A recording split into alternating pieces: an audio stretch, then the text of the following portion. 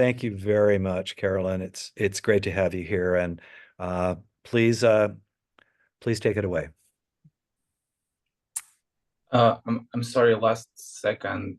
Dave, do we need to pin Carolyn to be a main, or is it already? She's made on screen. She's in speaker view. At least here.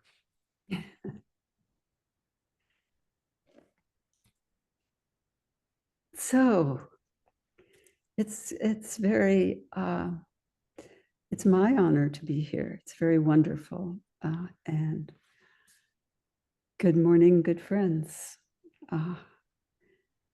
I love that phrase from Hui Ning, the Platform Sutra. He always addressed everyone as a good friend before he gave a talk, no matter whom he was speaking to. And when I came across that phrase years ago studying with Angie, I just thought, what a wonderful way to say hello. Good morning, good evening. But it really is wonderful for me to be here. And I want to thank all of you for opening your practice to invite me. And I want to thank Anton for reaching out. Yes, Anton and I know each other from Jikoji for several years, actually. And I'm happy to meet many people who are new. That's always a wonderful thing also. And I'm especially glad to be here this few days before the Thanksgiving holiday. Because especially at this time of year, our minds turn to this life we have, this whole cornucopia, this richness of life, and our hearts to gratitude. Of course, we practice gratitude with our sitting and with our gathering, but it's more in the air now, and it seems like everyone picks up that, many people that we come across in just our daily lives, going to the store or driving, even driving. People pick up that energy. So it's really wonderful to be here together at this time. It's all we have in this world. It's our life, and everything in this world sustains it, everything. And how very much there is of this world.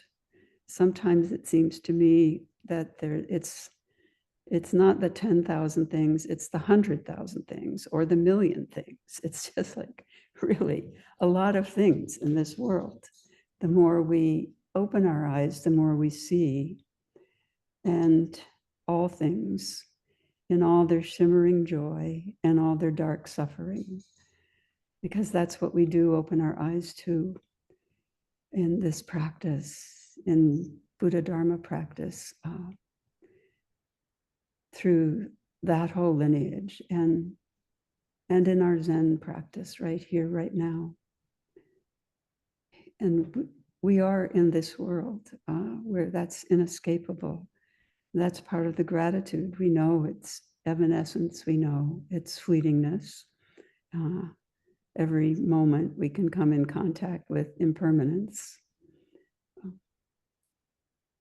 But we're here together, and together with our practice, which is another thing that really at this time, I'm sure we all think how grateful we are to have this practice.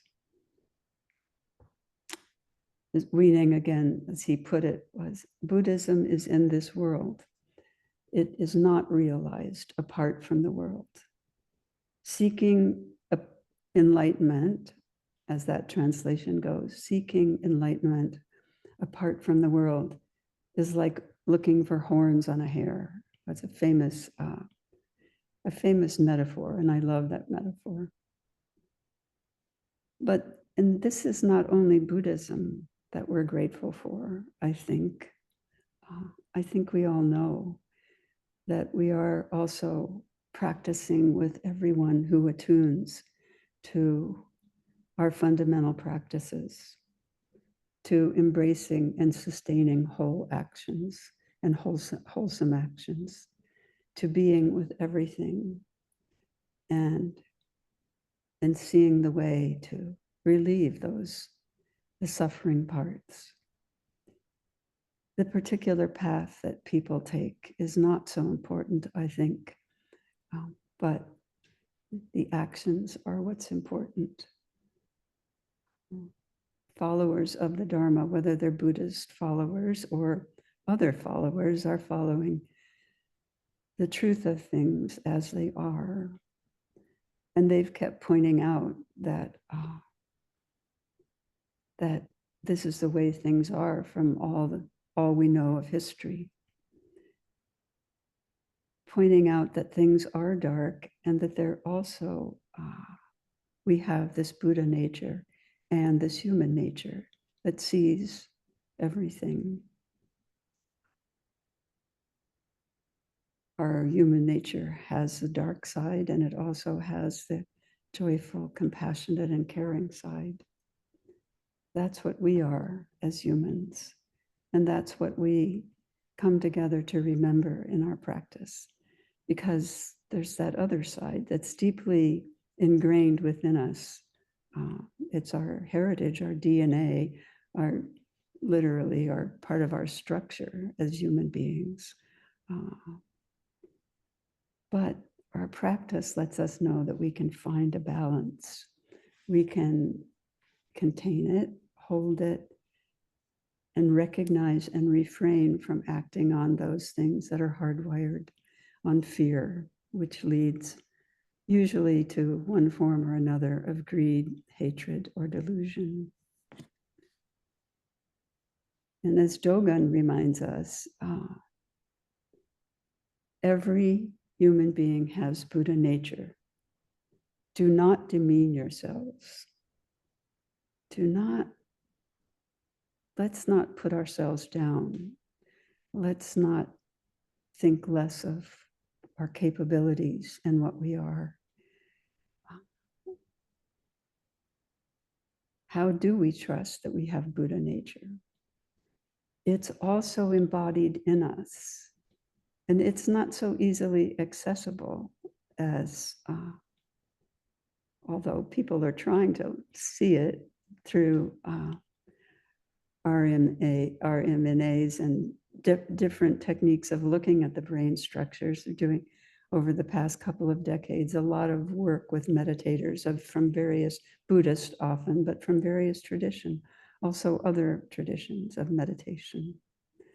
Trying to see what this is that's our Buddha nature, as we call it, that's hard to see. It's another phrase from the Diamond Sutra, the body within the body. It's also embodied in us, but it's not so easy to access or see or describe. It's beyond words. It's beyond words in a really powerful sense, but also we can use language, another great gift of ours, to remind ourselves that we also have this Buddha nature and human nature together. We can feel it. We know it when it's there, and it's like almost surf with it or sail with it. At certain times, it's very clear to us.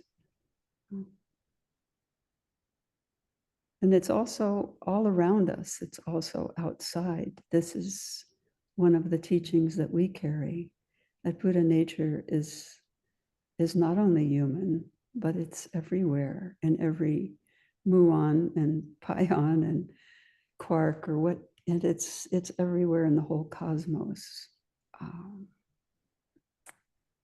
And that gets really difficult to talk about in language, but of course, we have this wonderful tradition in the Mahayana and in Buddhism, Chan, Zen Buddhism, of many beautiful ways that many wonderful teachers and speakers have tried to pass it down to us in language, have passed it down, have given us ways, phrases that strike us in our hearts and not just in our ears and in our minds, in our heart minds, really. So all this Buddha nature, Dogen points to in the mountains and the rivers and everywhere. So how do we find this balance? How do we access it? By doing exactly what we're doing today, sitting down together, gathering, and expressing our hearts wherever they are in this moment. The Zazen, the great thing of sitting, is that we actually can feel this quality, this Buddha nature, much more easily. Not maybe immediately, but because it does take time. But we meet that freshness and that coolness in ourselves. We've all had those times, those timeless times when we've met this harmony of Buddha nature and human nature.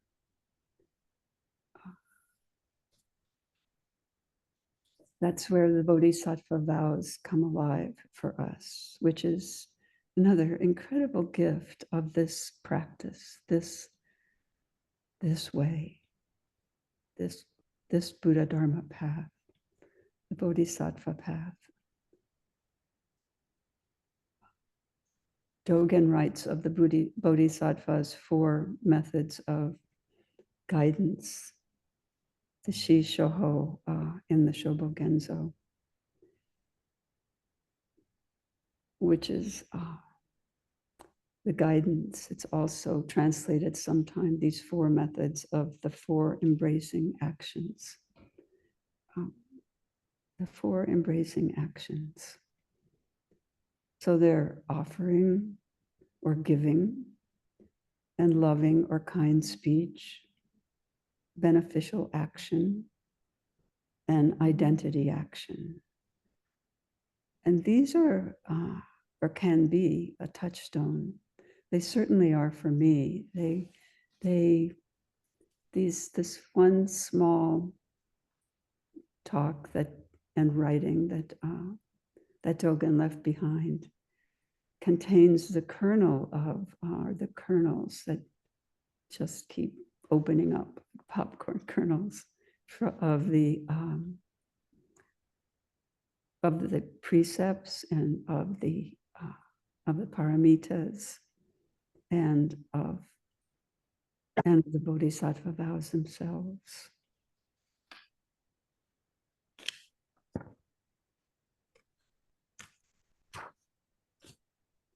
So in brief, and Dogen has some lovely examples of this in that, in his usual wonderful poetic way, metaphorical way, of examples of what these 4 embracing actions look like in the world. Brief giving, whether it's you're giving treasure or gifts to people of any kind, material things, or patience, or as Dogen says, trusting the flowers to the wind and the birds to the season, trusting that this gift of the world, this gift of our human embodied Buddha nature is here for us. And this trust engenders action that opens our heart mind. Loving speech or loving kind speech also arouses that unselfish mind of us where we're not so self-centered. The mind of kindness, the mind of compassion. And beneficial action makes use of skillful means. It's whether dramatic or skillful means or humble ones, like picking up something someone has dropped, or pushing a child out of the way of a bicycle, or some threatening situation, a child, or a spider from being stepped on, an ant. So seeing, keeping our eyes open, seeing all the richness of the world and how we can act in it. So identity action, there's an interesting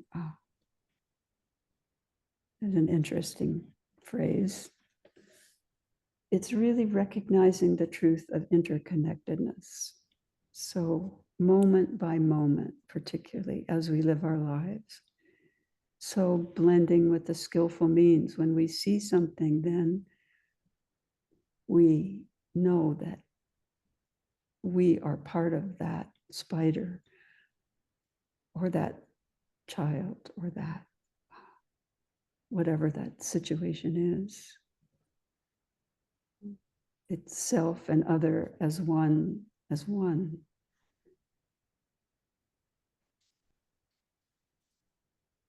So part of this is also, can we see the conditions as they are now, including the ones that are difficult, not turning away, simply seeing what's present.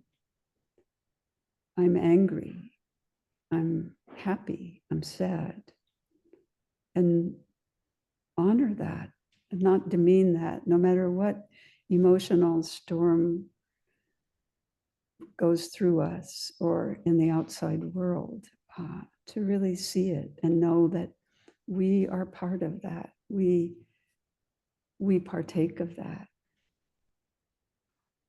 Not shut ourselves off. Because when we do that, then we see clearly the possibilities for action, for this identity action. We can set aside our judgments and our preferences. We can set aside the things that cloud our mind and clot our nervous system. We can rest even in the moment that it takes for something, the mind moment, to register action. We can rest in not knowing, and that's where the creative possibilities arise, what we can do. We don't always know what's going to happen or what we can do. We can't plot out our life, but we can keep open and keep our hearts open, our minds open.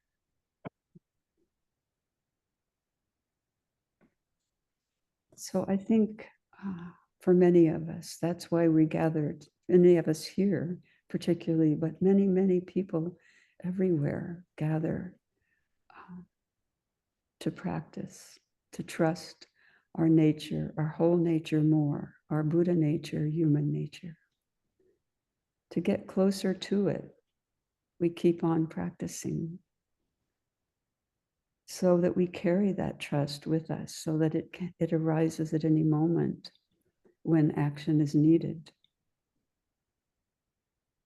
We carry it with us when we get up from our cushion or our chair and go out into this incredible life with all the hundreds of thousands of million things in it, and all the things that might arise to each of us in our life, and to those that are close to us, and to our families and friends and our society. So it's really fitting that we say the Bodhisattva vows before we walk out the door.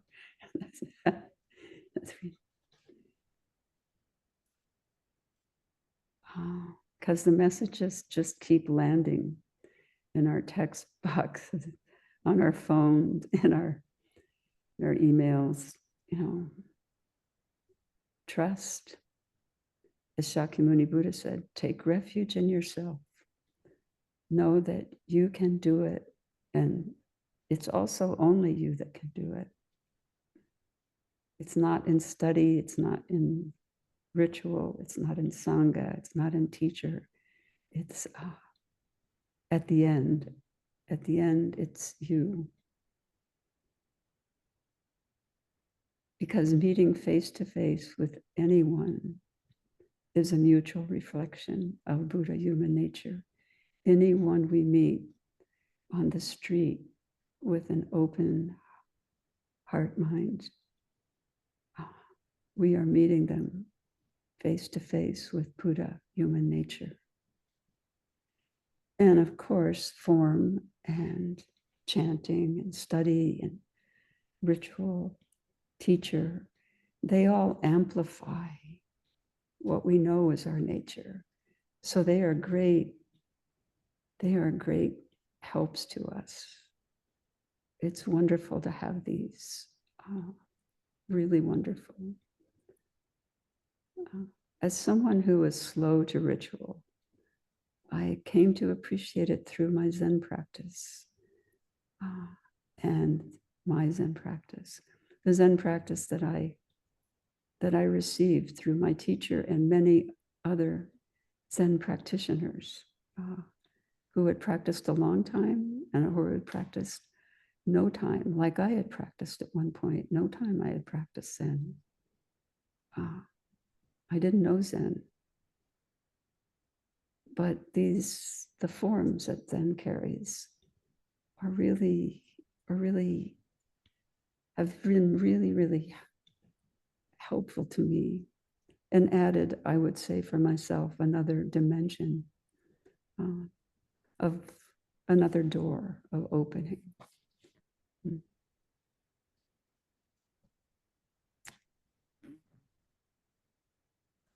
So we can see with Sangha, being more clearly with others, that transformations are possible. We can see this because they're reflected back. We're not walking this path alone. And this practice together brings mutual joy and energizes us. And sometimes our companions can point where we go off the path, or our teacher, when we stray. Because no matter what happens in the world, no matter what the world brings to us, no matter who is president or who's rattling weapons, we will keep practicing. We can always practice. And often, many times, it won't be comfortable in our personal lives or our social lives. It may be very difficult. We also have deep conditioning, each of us, individual and as humans. So what Dharma practice, on and off the cushion, is what allows us to access trust so that we can rest on these waves that sweep through the world. We can really surf them in a way, even when they're big waves. We can stay steady in the discomfort and the not knowing. Whatever the discomfort is, emotional or physical, pain, the state of the world, we can trust our practice, trust sitting, trust silence, trust that we are on this path together. So I thank you very much for your attention, and I really look forward to hearing from you and getting to know you a little better. So please, anyone that wishes to speak, and whatever your custom is, raising your hand literally or by Zoom. That's pretty much our custom. Okay. For hand raisers. Good. That makes it easy. I'm going to see if I have Usually there's you, everyone. I do. Okay. their question together. So give us just a second. And is there anyone that's ready to raise their hand?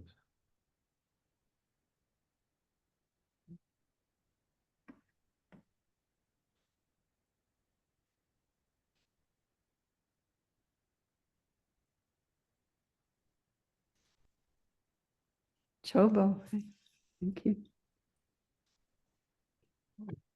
Were you I raising? wasn't, I was looking at Carolyn raising hers. I thought you were ready, but someone's up there. with a- Douglas, Doug? Thank you. Thank you for the teaching today. I was wondering if I could ask a question about Zazen and your experience with Vipassana. Do you find yourself, when engaging with Zazen, only doing Shikantaza, or do you find yourself using a variety of different techniques as you go about your practice? I'm just very interested in your experience on the cushion and what you have found to be beneficial for yourself. Thank you. Thank you for that question.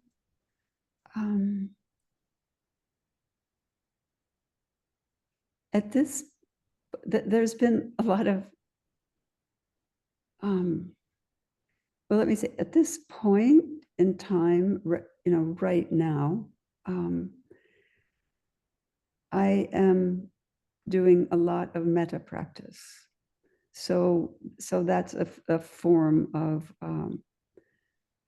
that's mostly conveyed in the insight or Vipassana tradition, at least as I learned it as a Westerner and some in Asia.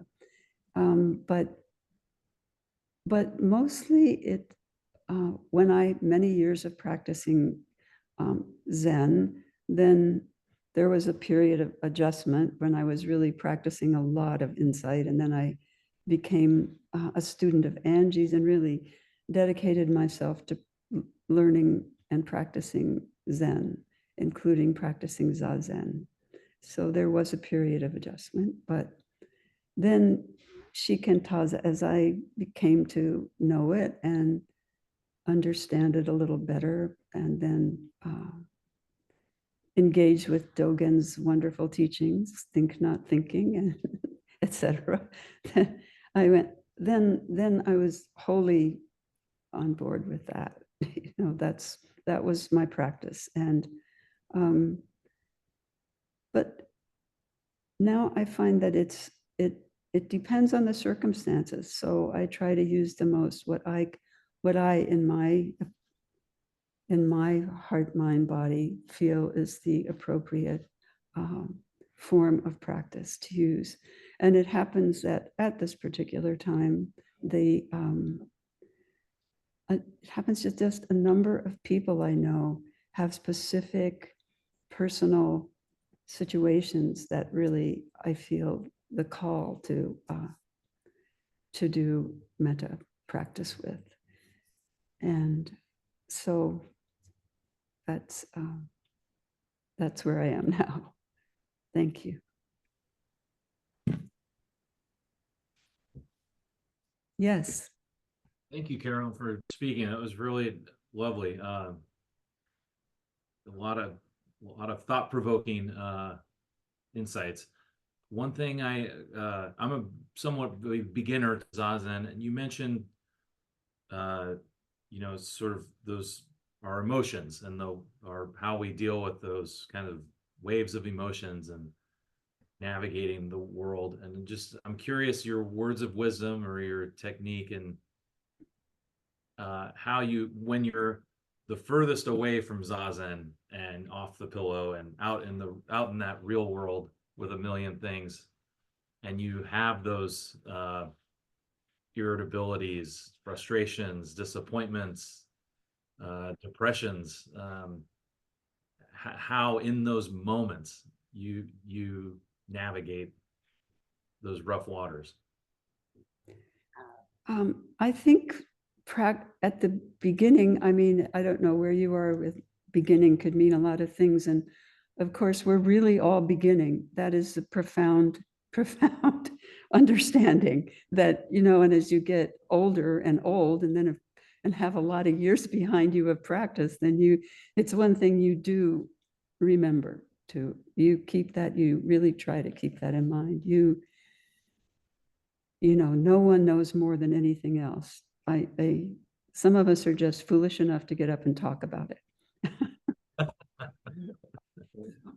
You know, but I know what you mean, and I too have those things. I mean, driving is, you know, I mean, I don't know why that's a deep karma or something for me, because growing up in Southern California, maybe, I don't know, but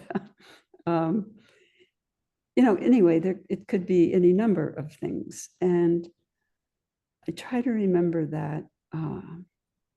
One thing that can be helpful, especially at the beginning, is to remember these phrases like what Dogen says: do not demean yourself. Remember that you have the capability, the seeing it clearly, being present. So because being mindful of it. In a way, this kind of circles back to Doug's question. Dogen really knew early Buddhism extraordinarily well, and so did Bodhidharma. And they could, you know, I didn't want to get really quoting a bunch of, you know, texts and things today, but they could really talk about mindfulness. So being aware of that you are angry, and in that moment of being aware before the action. So that's key. So being aware, and whether it's a phrase that does it like, don't demean yourself.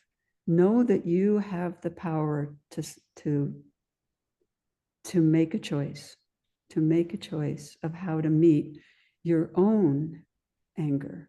Because some of us tend to beat ourselves up, as the saying goes. Others don't tend that so much, but know that this is Shakyamuni Buddha. Everyone, Dogen, they all have their moments of meeting really difficult things within themselves. So just remembering that you have that capability. So, and you know, the more you can sit, the more you can take advantage of those situations, sessions, daily sits, all of that embodies. So you actually change your neurological, physiological responses. You can do that to a certain extent, but that takes patience, because for most of us, many people can have moments, timeless moments of whatever you want to call it, insight, shikantaza, satori, whatever shade you want to put on it. But really embodying those is moment after moment of being aware and of returning to silence, returning to the cushion. Also, not putting yourself in situations where, you know, so there's common sense too, you know. It's unavoidable, it's all around, but, you know, we can also choose not to put ourselves in those situations, like doom scrolling or whatever the term is these days, you know, like not getting in touch with those things. So I hope that addressed something. Thank you for the question.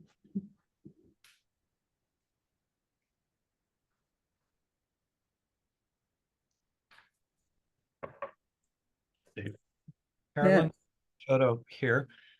Thank you so much for really thoughtful and deep messages as we head into this week, where we're expected to be grateful, overtly grateful for everything. And I had a couple questions for you, and I'm going to dominate here and take over a bit of time. But you mentioned our human nature and our Buddha nature, and I was wondering if you could talk a little bit about those as separate natures, or if they're Siamese twins that are connected. How do you think about those natures that we have, because we clearly are, as you said, hardwired with certain survival things that are in our DNA that maybe are not always in harmony with what we understand our Buddha nature to be. So end of question, and I'll turn it over to you.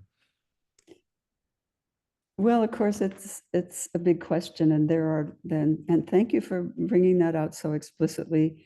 And when I thought about this talk, it's always interesting because to think about a talk is so far ahead of time, you don't really know what's coming up. So I just use like a broad, term that could go anywhere. You can address Buddha nature, human nature together or separately, but so thank you for dialing it in, narrowing it down to what is that, and or how I think about it. What is that for me? And I do believe that they're not separate. So it's all one. It's all, we are one package, even though we're bicameral, biocular. We're kind of, binomial in a way, but we are also all together. We are also one body, heart, spirit that has its different forms. But it is all together. So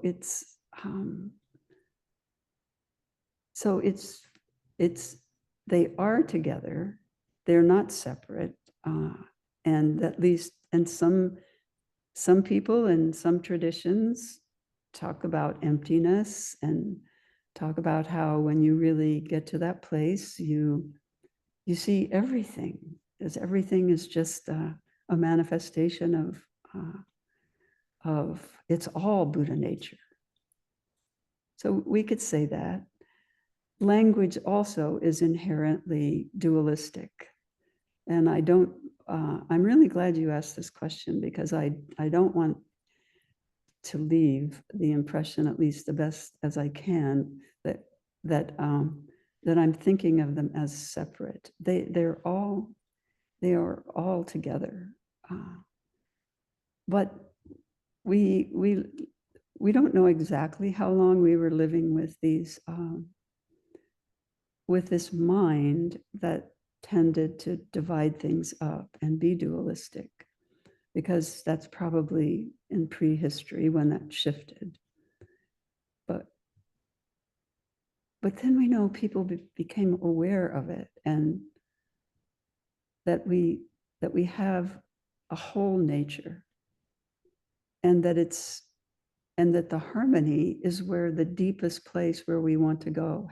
How to bring these natures just in balance, just in harmony, so that they move together and act together for their own happiness and for the happiness of everyone, the happiness of this whole planet, really, because Shakyamuni Buddha has a treatise on the end of the planet, when everything sort of went south. That was something that occurred to him too, that this can happen, because of course it did happen. Droughts and floods and storms, and so how do we bring these all together? And so that's the way I look at it. They are all together, and we have the possibility to harmonize them and recognize them. And that doesn't mean everything's going to be perfect and beautiful, and there's not going to be conflict. Even within Sangha conflicts are just like other conflicts. But we keep that trust. We keep that trust. Something drew us to this path that offers these ways of looking at things. And we just keep that trust. So I hope that addressed spoke to some of your. Yes, it did. It answered actually several questions that I had and don't need to voice now. So thank you very much. Thank you, Chopo. Around and see if there are other questions, or if it's time for us to wrap up. So, any questions? Carolyn, anything? Susan. Thank you so much for this. It's so helpful now to have us together, even though you're on that screen. I feel you here with us, and I'm very touched by that. Some of the terms and some a new concept for me, Dogen's 4, as you mentioned them, with the fourth being that identity action, that wonderful verb of embracing. And then I had when you said identity action, a big question mark flared.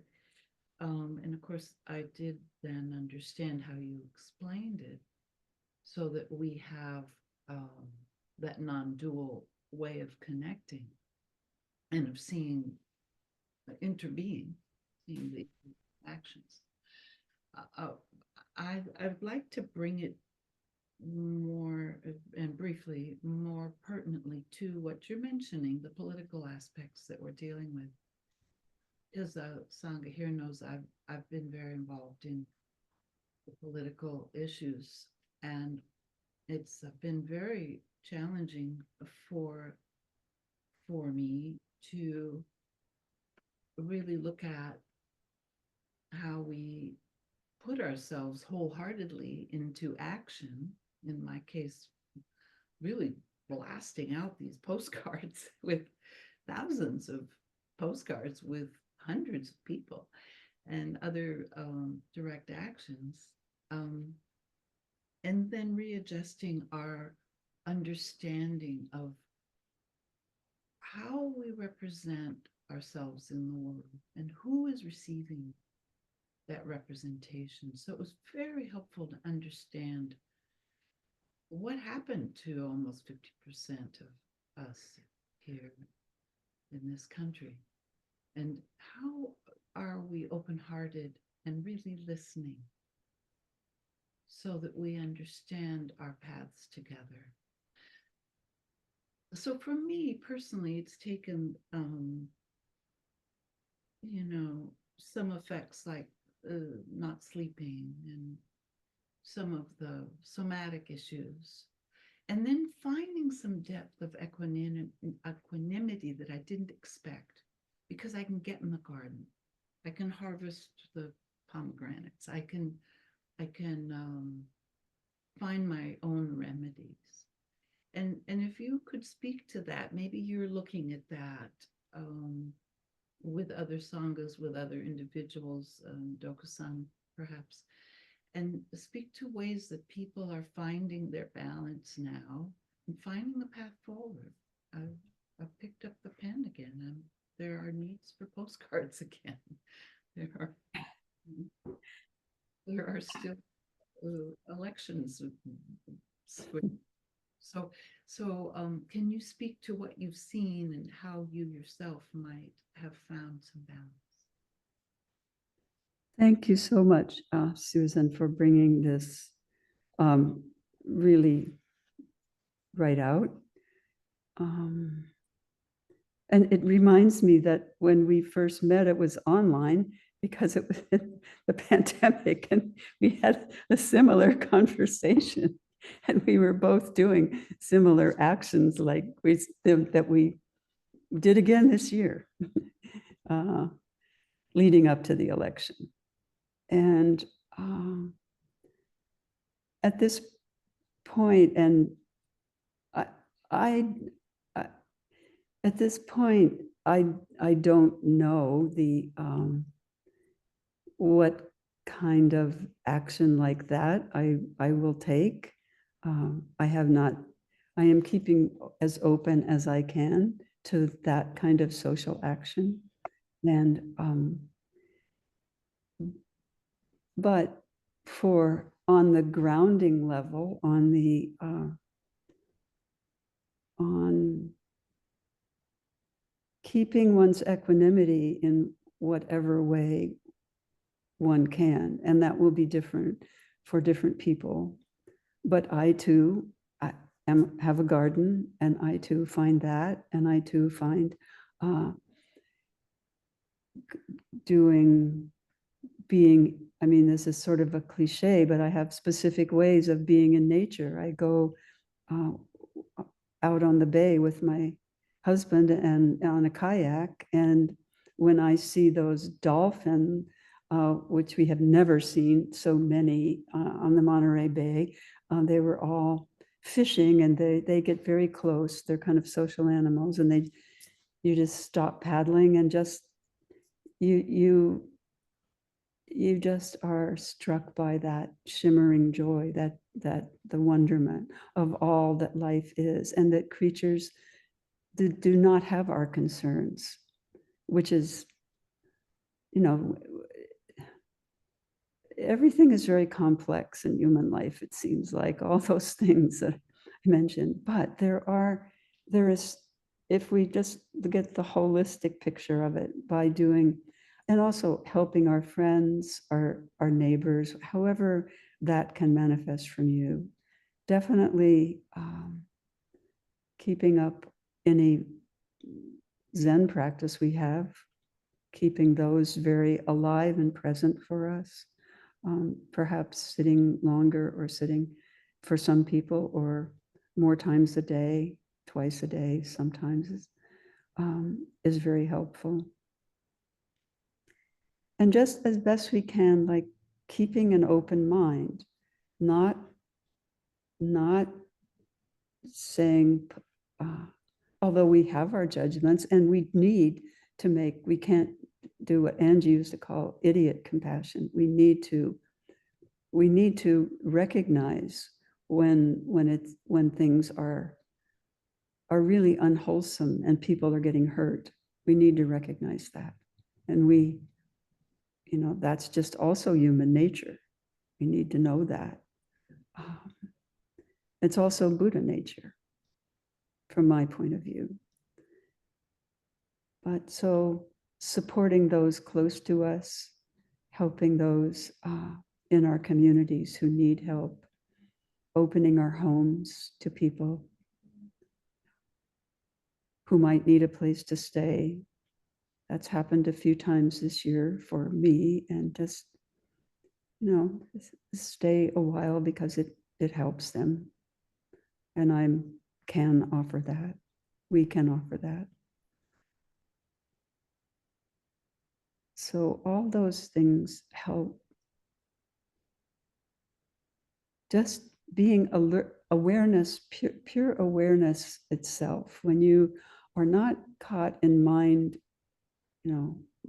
movements that are self-centered, but you're just making your tea in the morning, and you hear a different bird than you've heard before, or you look out the window and see, the squirrel, or, you could see amazing things. Like all of a sudden, we live in a very suburban neighborhood.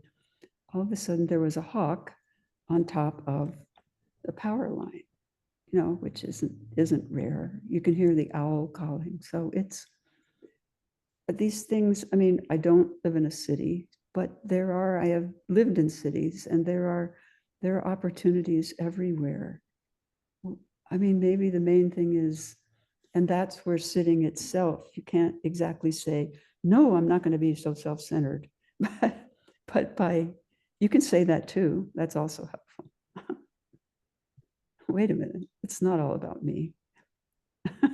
Especially when I get irritated in traffic. Well, maybe that person didn't see or had a reason or something, for doing what they did. So I don't know if this addresses it or speaks to what you said. Thank you that you mentioned metta earlier, and that's been a great resource. I'm happy for the reminder of metta. Thank you. Carolyn, Thank you. We're coming up on the noon hour, and I think that was such a great question and conversation. So I think we'll maybe end the Q&A there. And our tradition here is to end at this point with the 4 vows, and then we do some announcements after that. So I hope that feels comfortable to you. Anything else you'd like to add for us today? I would just like to say that I feel in my body and in my mind how wonderful it has been to be with you. It really, thank you very much for inviting me. We feel the same way, and thank you. Bob? Okay, open your books to page 41. Yeah. And the mind, open your mind, page 41. It's like your mind is like a parachute. It only works when it's open. We're gonna do the 4 vows 3 times in English, then Japanese and English.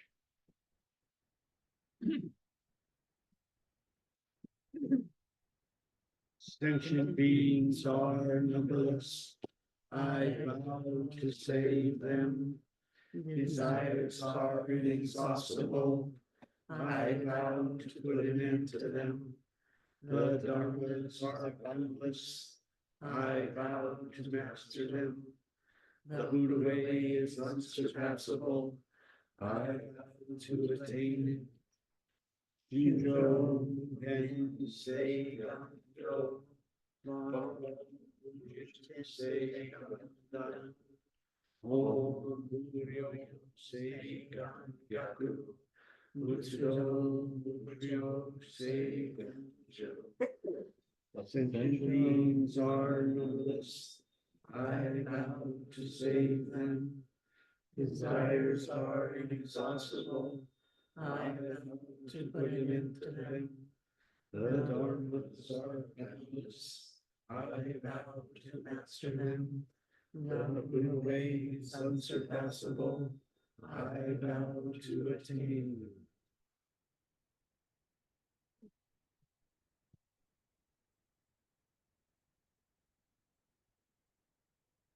Thank you again, Carolyn, and you are welcome to stay through our little working announcement period here, or if you'd like to move on to other things in your life, we're happy either way.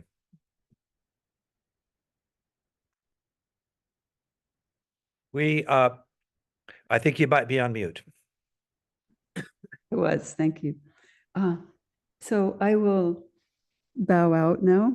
I have another meeting in a while, so I give my eyes a rest. Well, we wish you a wonderful Thanksgiving, and thank you for blessing our Sunday with your presence. We really appreciate it. Thank you. Stop recording. Yes, thank you.